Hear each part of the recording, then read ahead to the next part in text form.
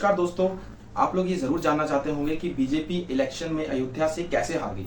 और इसी important topic को लेके आज हम कुछ पॉइंट्स लाए हैं जिससे कि आपको ये क्लियर हो जाएगा कि बीजेपी की हारने की वजह क्या रही है।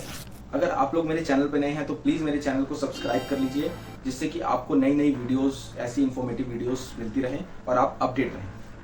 बीजेपी को लगा कि राम मंदिर बनाने से एक इलेक्शन में सेंटिमेंटल बूस्ट आएगा। ऐसा नहीं हुआ, जबकि बीजेपी के नेता और कार्यकर्ता को ये चीज हजम ही नहीं हो रही है कि एक दलित कम्युनिटी के लीडर अवधेश प्रसाद, जो कि नॉन रिजर्व कॉन्स्टिट्यूएंसी से बिलोंग करते हैं, उन्होंने एक 2 टाइम्स सिटिंग एमपी को कैसे 50,000 वोटों से हरा दिया। और दीपक चौरसिया, उन्होंने भी इस बात पे बहुत लंबा चौड़ा ट्वीट किया है कि घर अगर इलीगल हैं तो टूटेंगे, चाहे वो अयोध्या में हो और चाहे वो किसी और जगह पे। और मोदी जी कहते हैं राम मंदिर हमारे लिए कोई पॉलिटिकल इशू नहीं है।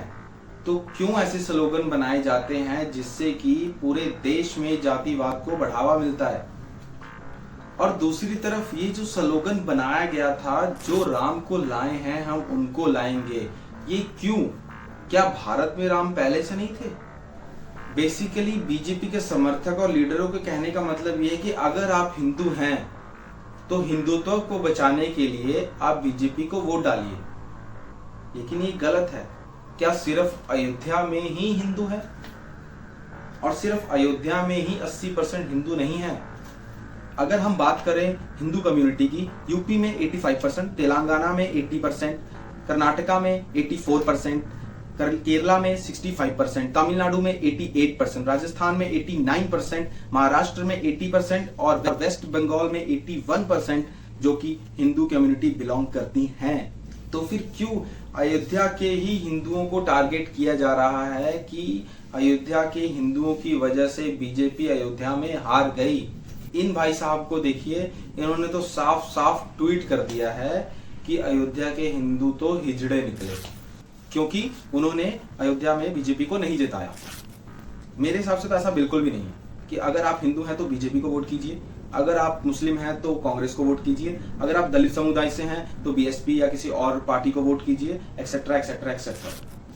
इलेक्शन किसी धर्म और जाति के विकास के लिए नहीं होता, इलेक्शन पूरे देश के लिए होता है। और हर एक व्यक्ति को यह अधिकार है कि वो अपने लीडर को अपनी मर्जी से चुने, जिसमें कि उसका लीडर पूरे देश के बारे में सोचे, ना कि सिर्फ एक अपनी कम्युनिटी के बारे में। अयोध्या में 2000 से ज्यादा दुकानें, 800 से ज्यादा घर और 30 से ज्यादा मंदिर, 9 से ज्यादा मस्जिद और 6 से ज्यादा कब्र को बस तोड़ दिया गया है राम पथ बनाने के लिए। दुनिया भर से टूरिस्ट आएंगे और उनको सहूलत मिलनी चाहिए, चाहे लोकल लोग कुचले जाएं। कुचले जाने के बाद भी उनको कोई सहूलत, कोई सुविधा देने की कोई जरूरत नहीं है। क्या प्रॉब्लम है? कोई प्रॉब्लम नहीं, लोकल लोग ही तो हैं। आप खुद बताइए, राम जी का ऐसा कौन सा आदर्श है जो इन सब चीजों की इजाजत देता है?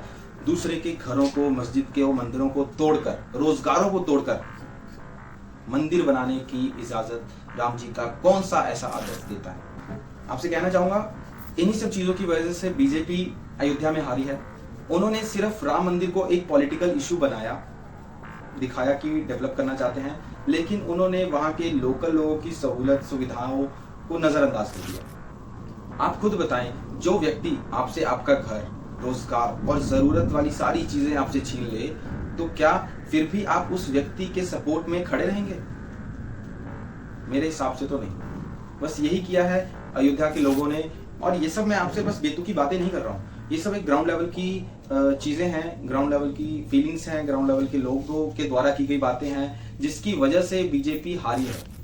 मैं मानता हूं कि मोदी जी एक बहुत अच्छे लीडर हैं और उनसे बस एक ही रिक्वेस्ट है कि वो देश की डेवलपमेंट के साथ साथ लोकल लोग या आसपास के लोग या मिडिल क्लास लोगों की जरूरतों के ऊपर भी पूरा ध्यान रखें। अगर वो ऐसा नहीं कर पाएंगे तो देश की विकास का कोई मतलब नहीं। आखिर में मैं आप लोगों से यही कहना चाहूंगा कि इन सब चीज़ों के बारे में, इसके सजेशंस के बारे में, सपोर्ट के बारे में कमेंट्स में ज़रूर अपना अपना सुझाव दें। अगर आपको ये वीडियो अच्छी लगी तो प्लीज़ मेरी वीडियो को लाइक कीजिए, चैनल को सब्सक्राइब कर लीजिएगा। And thank you so much for watching. जय श्री राम।